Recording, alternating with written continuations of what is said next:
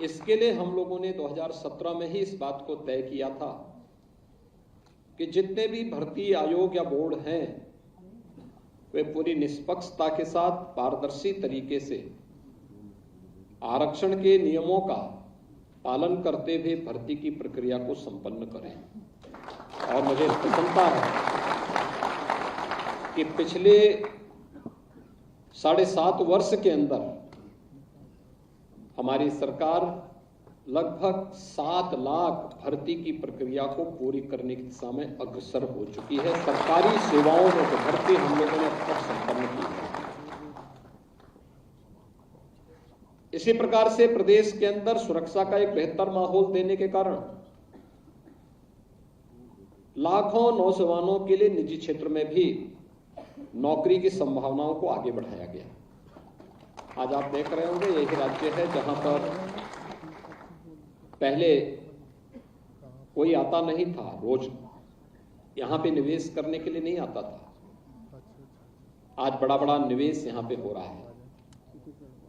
लाखों करोड़ रुपए के निवेश के प्रस्ताव जमीनी तल पर उतारे जा चुके हैं। लाखों करोड़ के वर्तमान में सरकार के पास विचाराधीन है और उस प्रक्रिया को भी हम बहुत शीघ्र संपन्न करने जा रहे हैं। प्रदेश का जो युवा पहले नौकरी और रोजगार के लिए देश के और दुनिया के अलग अलग क्षेत्रों में भटकता था, आज उसको अपने ही प्रदेश में, अपने क्षेत्र में, अपने ही जनपद में नौकरी मिल रही है। तो अपने घर के कार्यों के साथ साथ वह अपनी सर्विस भी कर रहा है, लेकिन साथ साथ परिवार का देखभाल भी अच्छे ढंग से कर पा रहा है। मैं यहां पर देख रहा था भी जिन ग्राम पंचायत अधिकारियों का या पंचायती राज विभाग से जुड़े हुए जिन अभ्यर्थियों का चयन हुआ है, उनको नियुक्ति पत्र भी लगभग कमोबेश उन्हीं जनपदों में प्राप्त हो गया है जिन जनपदों के वे निवासी हैं। और ये उनके कार्य की क्षमता को आगे बढ़ाएगा, उन्हें वहां पर कार्य का जो अच्छा हो सकता है उस प्रकार का परिणाम देने के लिए उन्हें तैयार भी करेगा।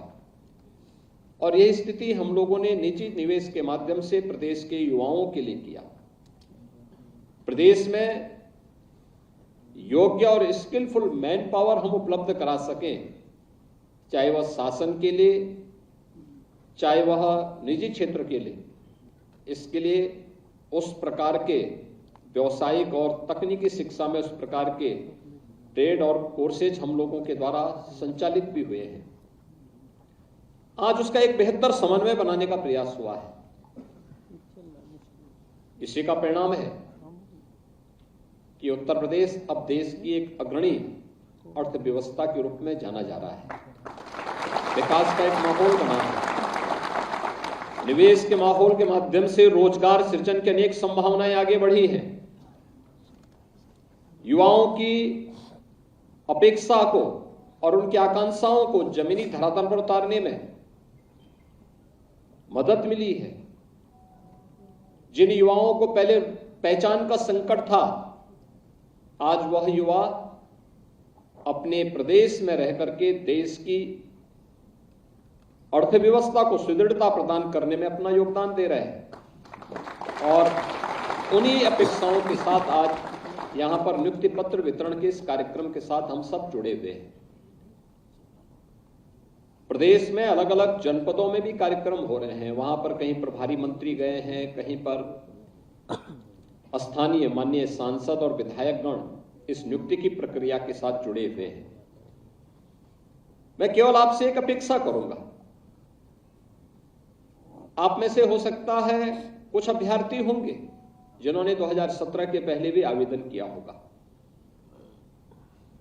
उस समय भी सक्षम और समर्थ होने के बावजूद भी आपका चयन इसलिए नहीं हुआ होगा क्योंकि आपकी पहुंच नहीं थी। आपके माँ बाप या अभिभावक के पास इतना पैसा नहीं था कि वे पैसा दे करके उस समय नियुक्त हो सके। और परिणाम क्या होता था कि सब कुछ होने के बावजूद भी आपको चयन की प्रक्रिया से बाहर कर दिया जाता था। लेकिन पिछले 7 वर्ष के अंदर जो भी चयन की प्रक्रिया हुई, हम लोगों ने इस बात को सुनिश्चित किया कि इसमें किसी भी अभ्यर्थी के साथ कोई भी भेदभाव न हो।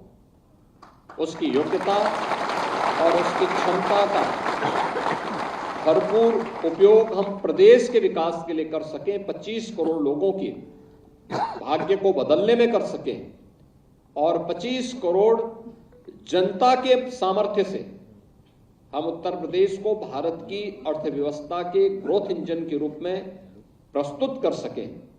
आज उसी का परिणाम है। हमने नियुक्ति की प्रक्रिया की, सरकारी नियुक्तियां हो या निजी क्षेत्र में नियुक्तियां, या संविदा के आधार पर व्यक्ति की योग्यता और उसकी क्षमता को ध्यान में रख करके जब ये नियुक्ति की प्रक्रिया ईमानदारी से आगे बढ़ी तो परिणाम है हर एक क्षेत्र में उत्तर प्रदेश तेजी के साथ दौड़ता हुआ दिखाई दे रहा है। उस विकास का लाभ, प्रतिभा के बेहतर उपयोग का लाभ आज उत्तर प्रदेश को प्राप्त हो रहा है। जो 6ठी 7वीं अर्थव्यवस्था जिस उत्तर प्रदेश की थी, आज वो देश की नंबर 2 की अर्थव्यवस्था के रूप में अपने आप को, जो उत्तर प्रदेश देश के विकास का बैरियर माना जाता था, वो उत्तर प्रदेश आज भारत के विकास का एक ग्रोथ इंजन के रूप में अपने आप को सामने रख रहा है। जिस उत्तर प्रदेश में कोई निवेश करने के लिए नहीं आना चाहता था, आज उस उत्तर प्रदेश में लाखों करोड़ रुपए का निवेश आ रहा है। और ये निवेश केवल निवेश नहीं है, इसमें रोजगार भी है और इसमें विकास भी है। ये सभी चीजें आज तेजी के साथ आगे बढ़ती हुई दिखाई दे रही हैं। और इसीलिए मेरी आपसे अपेक्षा होगी कि ग्राम पंचायत अधिकारी के रूप में आपकी जो जिम्मेदारी है वह ग्राम पंचायत अधिकारी के रूप में, चाहे वह पंचायती राज विभाग के माध्यम से हो या समाज कल्याण विभाग के माध्यम से, दोनों की अपनी अपनी भूमिकाएं हैं। याद रखना, राष्ट्रपिता महात्मा गांधी के ग्राम स्वराज की परिकल्पना को साकार करने की जो सबसे आधारभूत इकाई है वह ग्राम पंचायत है। आज प्रधानमंत्री मोदी जी ने देशवासियों को आत्मनिर्भर भारत की बात कही है। आत्मनिर्भर भारत के लिए उन्होंने एक टारगेट भी देश के लोगों के सामने प्रस्तुत किया है कि देश जब 2047 में अपने आजादी की शताब्दी महोत्सव मना रहा होगा, तब कैसा भारत हमें चाहिए, तब कैसा भारत हमें चाहिए? एक आत्मनिर्भर और विकसित भारत। और उस आत्मनिर्भर और विकसित भारत के लिए जो नींव आज आप रखेंगे, इसी नींव पर उस आत्मनिर्भर और विकसित भारत की आधारशिला बनने वाली है। याद रखना, उसकी आधारशिला हमारी ग्राम पंचायतें बने। इसके लिए बहुत सारा कार्य पंचायती राज विभाग ने पहले से ही संपन्न किया हुआ है। 73वें संविधान संशोधन के माध्यम से ग्राम पंचायतों को जो 29 प्रकार के कार्यों को करने के लिए डेलीगेट किए गए हैं, इन कार्यक्रमों को तेजी के साथ आगे बढ़ाने के साथ ही अब तक प्रदेश में सचिवालय होते थे, जनपद स्तर पर जिलाधिकारी का कार्यालय और वहां पर विकास भवन हुआ करता था, लेकिन जिनके लिए यह कार्य हो रहा है उस ग्राम पंचायत के पास अपना कोई भी भवन नहीं था। ग्राम प्रधान जैसे तैसे अपने घर से कार्य करता था और यही परिणाम होता था कि बहुत बार तो ग्राम प्रधान ऐसे भी करते थे कि कार्य योजना बनती नहीं थी तो काम भी नहीं हो पाता था, और अंतिम वर्ष में दौड़ धूप करके किसी प्रकार से उसने कुछ योजना बना ली, इंप्लीमेंट हो गई तो हो गई, नहीं हो गई तो फिर पैसा लैप्स होता था या जैसे तैसे कोई निकाल लेता था। लेकिन अब ऐसा नहीं होने वाला है।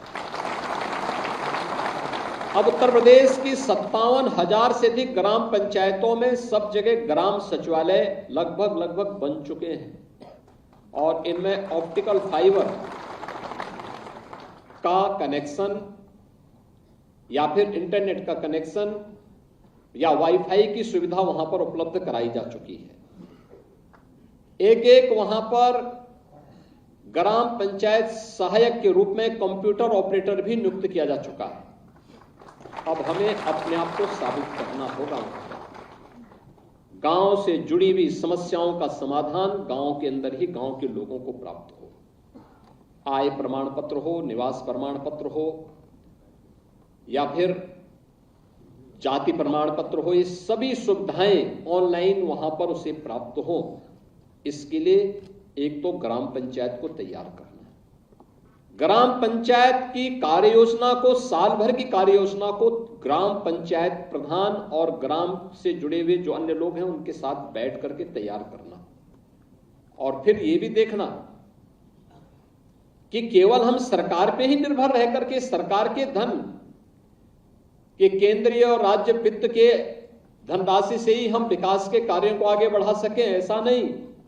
हमारे अपने स्वयं के रिसोर्सेस क्या हैं, कैसे हम अपने गांव को भी आत्मनिर्भर बना सकते हैं, आत्मनिर्भरता के इस लक्ष्य को प्राप्त करने के लिए क्या प्रयास हमारे स्तर पर हो सकते हैं।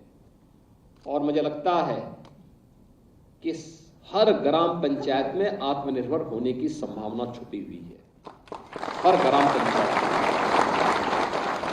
ग्राम पंचायत के पास कुछ सरप्लस लैंड होगी, गांव में कहीं बाजार लगते होंगे, ग्रामीण हाट के रूप में आप उसको विकसित कर सकते हैं।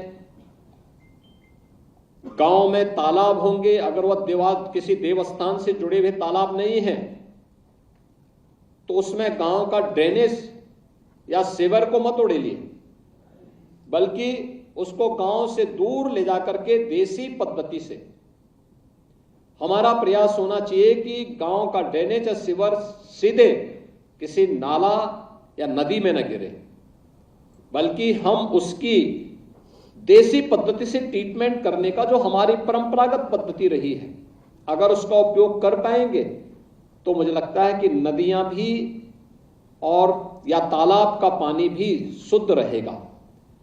दूसरा, अगर इन तालाबों को हम मत्स्य पालन के लिए या किसी अन्य कार्य के लिए उपयोग कर सकें तो ग्राम पंचायत की एक अतिरिक्त इनकम आप इसके माध्यम से अर्जित कर सकते हैं। और गांव पंचायत की जितनी इनकम होगी, हम लोगों ने कह रखा है, यहाँ पे पंचायती राज विभाग से कह रखा है कि प्रस्ताव तैयार करें।